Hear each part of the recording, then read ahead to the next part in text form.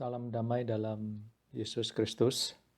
Sharing saya kali ini topiknya adalah Yesus ada di dalam kita atau Jesus Inside. Saudara-saudari, seringkali kita merasa bahwa Tuhan itu jauh dari kita, ya, terutama ketika kita mengalami pergumulan dalam hidup. Apakah Tuhan mendengarkan doa saya? Itu adalah pertanyaan kita. Dalam penantian kita juga bertanya, Tuhan, Engkau di mana? Ya.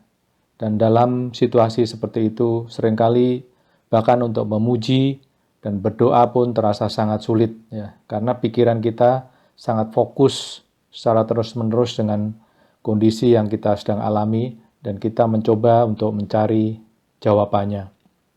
Dalam kondisi seperti ini, kita sebagai manusia ingin Tuhan selalu berada di sisi kita dan berharap bahwa Tuhan mengerti kondisi yang kita alami.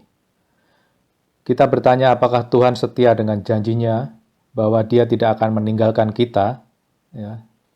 Ini kita akan baca di Yohanes 14 ayat 16 sampai dengan 20. Ya. Ini dikatakan oleh Tuhan Yesus sebelum Tuhan Yesus meninggalkan murid-muridnya untuk mati di kayu salib. Dan Dia akan berjanji akan kembali ke rumah Bapa di surga untuk menyediakan tempat bagi kita. Ya, kita baca di Yohanes 14 ayat 16 sampai dengan 20. Aku akan minta kepada Bapa dan Ia akan memberikan kepadamu seorang penolong yang lain supaya Ia menyertai kamu selama-lamanya, yaitu Roh kebenaran. Ya, jadi Tuhan akan mengirimkan seorang penolong ketika Ia meninggalkan murid-muridnya, tapi Dia juga akan mengirimkan seorang roh, yaitu Roh kebenaran. Dunia tidak dapat menerima Dia sebab dunia tidak melihat Dia dan tidak mengenal Dia. Tetapi kamu mengenal Dia sebab Ia menyertai kamu dan akan tinggal di dalam kamu. Ya, jadi Roh kebenaran itu yang akan tinggal di dalam kita. Aku tidak akan meninggalkan kamu sebagai yatim piatu, aku datang kembali kepadamu. Tinggal sesaat lagi dan dunia tidak akan melihat aku lagi, tetapi kamu melihat aku sebab aku hidup dan kamu pun akan hidup. Pada waktu itulah kamu akan tahu bahwa aku di dalam Bapa-Ku dan kamu di dalam aku dan aku di dalam kamu. Ya.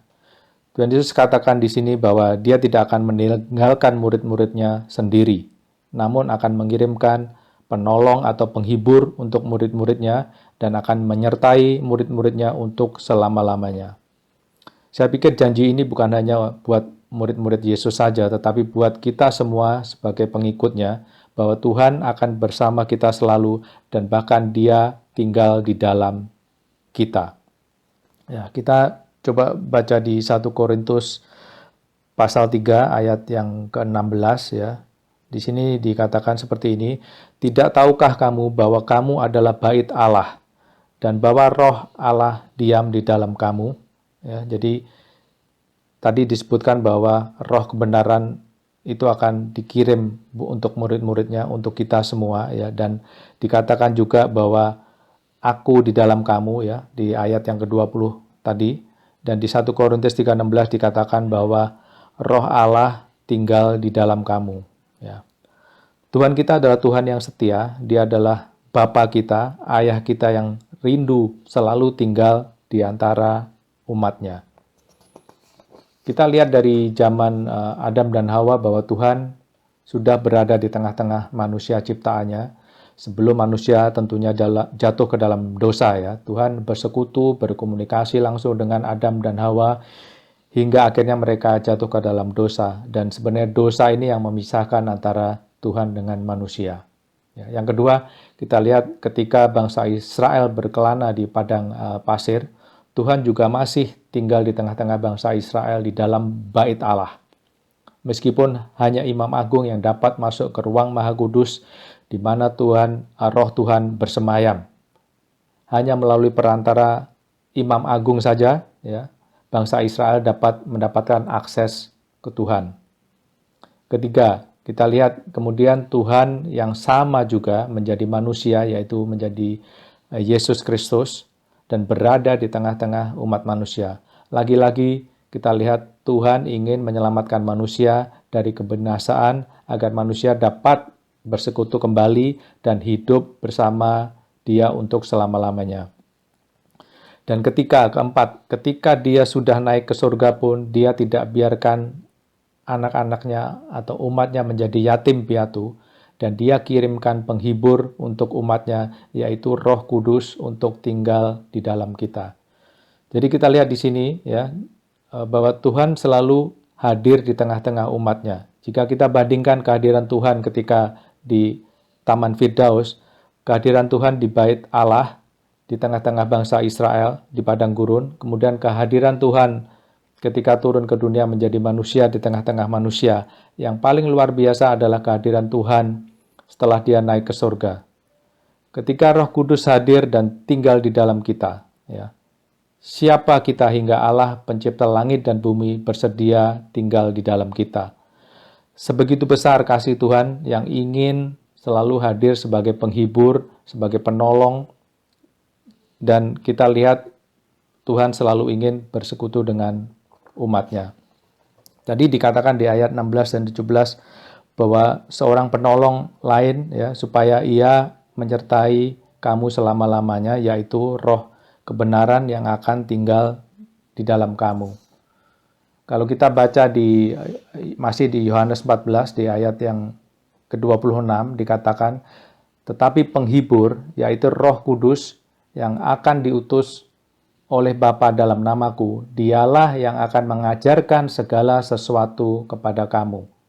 Ya, disebut Dialah yang akan mengajarkan segala sesuatu kepada kamu dan akan mengingatkan kamu akan semua yang telah kukatakan kepadamu.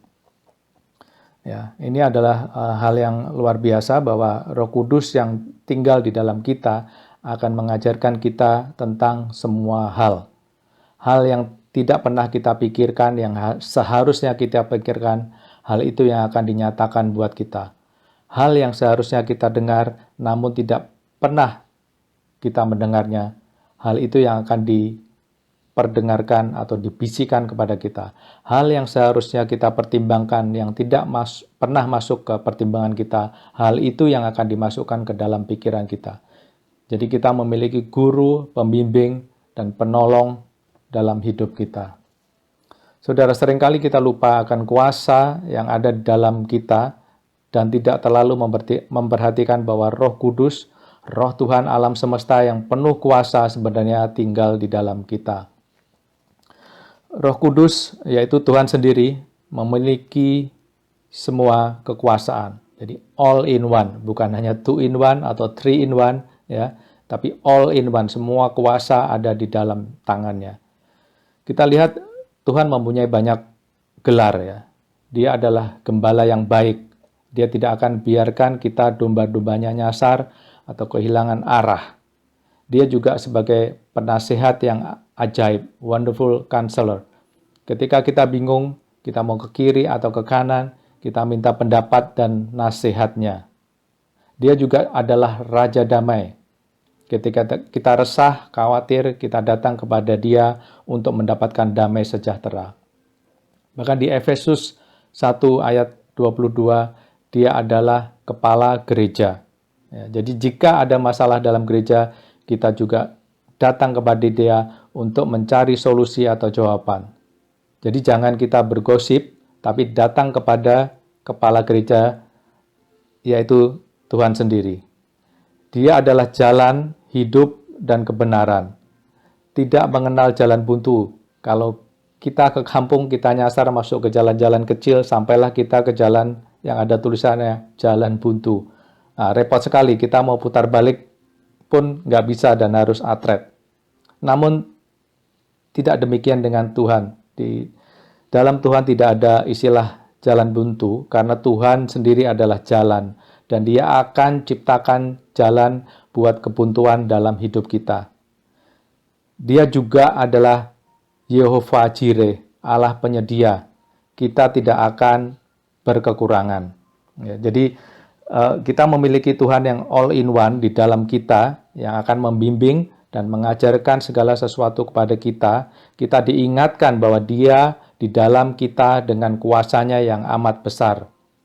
Tuhan yang akan memancarkan segala pengetahuannya kepada kita, dan Roh Kudus akan menjadi pembimbing dan guru hidup.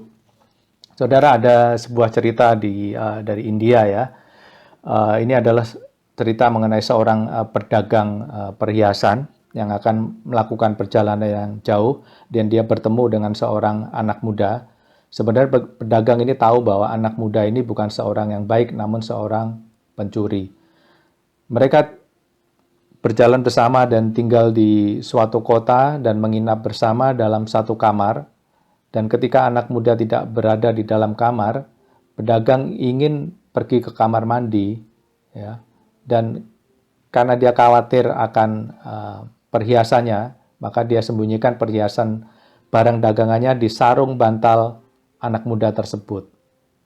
Ketika anak muda tersebut datang dan pedagang tidak ada di dalam kamar, dia berniat mencuri perhiasan dan mulai menggeledah semua lemari, tas, pakaian, ranjang, ya, dan dia sangat heran kenapa di dalam kamar yang kecil dia tidak dapat menemukan perhiasan tersebut. Yang ternyata perhiasan tersebut disembunyikan di dalam sarung bantal daripada si pencuri sendiri. Ya. Pedagang perhiasan tahu apa yang dilakukan oleh anak muda tersebut. Dia katakan ke anak muda tersebut dalam bahasa India ya, dan tumare pasa, yang artinya harta karun itu adalah yang terdekat dengan kamu. Bantal di tempat tidur adalah dekat sekali dengan pencuri, namun dia tidak dapat menemukan perhiasan tersebut. Ya.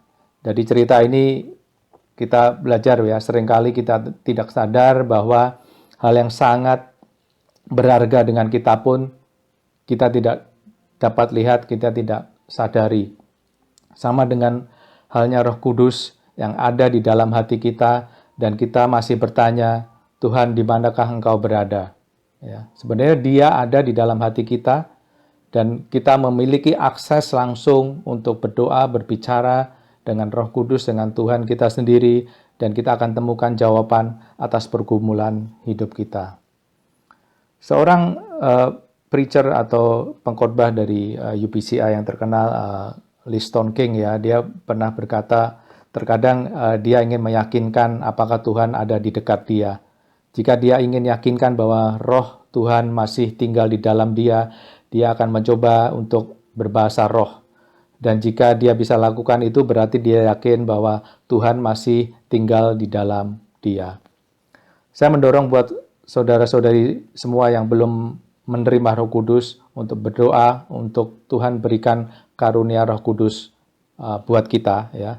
Kalau di dalam PC atau komputer sering ada stiker yang bertuliskan Intel Inside, yaitu merek prosesor komputer terkenal, kita seharusnya juga bisa bilang bahwa kita mempunyai stiker yang bertuliskan Jesus Inside ya. Kita memiliki Tuhan Yesus di dalam kita. Miliki Roh Kudus dan izinkan tinggal di dalam kita, dan sadarlah bahwa Roh Kudus yang akan mengajarkan segala sesuatu akan membimbing hidup kita. Dan tumare pase, harta karun itu adalah yang terdekat dengan kamu. Demikian sharing saya, semoga dapat memberkati. Amin. Saudara sekalian, puji Tuhan, kita sudah dengar Brother Bambang menyampaikan firman Tuhan yang begitu berarti sekali, bahwa Tuhan itu sebenarnya tidak jauh dari kita. Jadi jangan kiranya Tuhan itu ada di Israel, Tuhan itu ada di mana. Sebenarnya Tuhan itu ada di hati kita. Ya, sering sekali kita ini cari di luar. Ya, kita seperti pencuri itu cari seru kamal, padahal harta karun itu ada di bantal dia. Jadi Yesus ada di dalam hati kita. Cuman kita mengizinkan Yesus tidur. Marilah kita katakan kepada Tuhan, Tuhan, jadilah raja di dalam hati aku. Jadilah Tuhan atau Tuan di dalam kehidupan aku. Maka masalah aku, pergumulan aku, pasti Tuhan akan bantu. Bersama Tuhan Yesus kita akan menang. Bersama Tuhan Yesus kita akan lihat mujizat terjadi dalam kehidupan kami. Mari kita berdoa. Tuhan Yesus, terima kasih atas firman Engkau yang disampaikan oleh Brother Bambang. Biarlah kami semuanya sadar dan tahu, Tuhan, Engkau tidak jauh dari kami. Engkau begitu mencintai kami. Engkau tinggal hidup dalam hati kami. Justru karena kamilah yang jauh dari Engkau, Tuhan.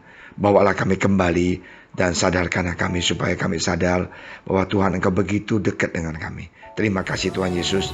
Inilah hidup kami. Dalam nama Engkau Tuhan Yesus, kami telah berdoa.